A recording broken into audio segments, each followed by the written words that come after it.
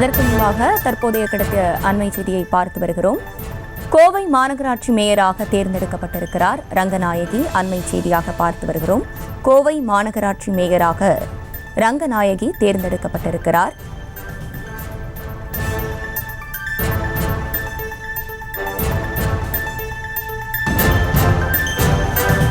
கோவை மாநகராட்சி மேயராக ரங்கநாயகி தற்போது தேர்ந்தெடுக்கப்பட்டிருக்கிறார். அண்மை செய்தியாக பார்த்து வருகிறோம்.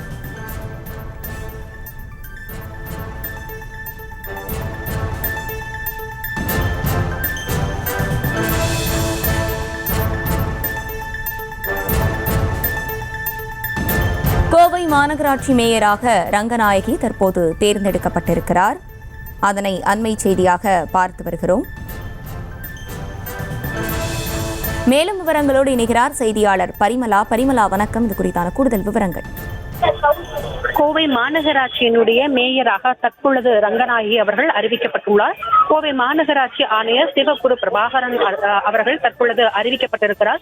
ஒருமனதாக ரங்கநாயகி அவர்களை தேர்வு செய்வதாக, அதாவது மேயராக தேர்வு செய்வதாக தற்பொழுது அறிவிப்பானது வெளியாகி இருக்கிறது. சரியாக 10:30 மணியளவில் மாநகராட்சியின் கூட்ட அரங்கில் தேர்தலானது நடைபெற்ற நிலையில் சரியாக 1 மணி நேரத்திற்கு பிறகாக இந்த அறிவிப்பானது வெளியாகி இருக்கின்றது. கோவை மாநகராட்சியினுடைய மேயராக தற்பொழுது ரங்கநாயகி அவர்கள் தேர்வு செய்யப்பட்டிருக்கிறார். மாநகராட்சியினுடைய கூட்ட அரங்கில் மேயருக்கான மறைமுக தேர்தல் சரியாக 10 மணி தொடங்கி 1 மணி நேரமாக உள்ளே நடைபெற்ற நிலையில் திமுகவை சேர்ந்த 97 கவுன்சிலர்கள் இந்த மறைமுக தேர்தலில் பங்கேற்றிருந்தனர். அவர்கள் கடிகாரம், மொபைல் போன் மற்றும் பேனா உள்ளிட்டவற்றை வெளியே செலுத்திவிட்டுதான் உள்ளே மறைமுக வாக்குகளை அளிக்க உள்ளே சென்றிருந்த நிலையில் சரியாக 1 மணி நேர அளவில் தற்பொழுது கோவையினுடைய மாநகராட்சி மேயராக தற்பொழுது 2வது பெண் மேயராக ரங்கநாயகி அவர்கள் அறிவிக்கப்பட்டிருக்கிறார்.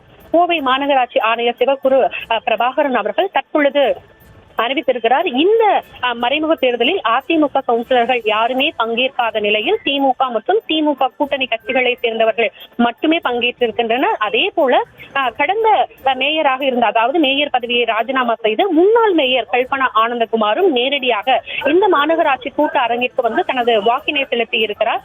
இந்த கூட்டரங்கில் சக கவுன்சிலர்கள் கலந்து கொண்டுள்ள நிலையில் தற்பொழுது அனைவருமே தங்களது வாக்குகளை செலுத்திய பின்னர் கோவை மேயராக தற்பொழுது ரங்கநாயகி அறிவிக்கப்பட்டிருக்கிறார்.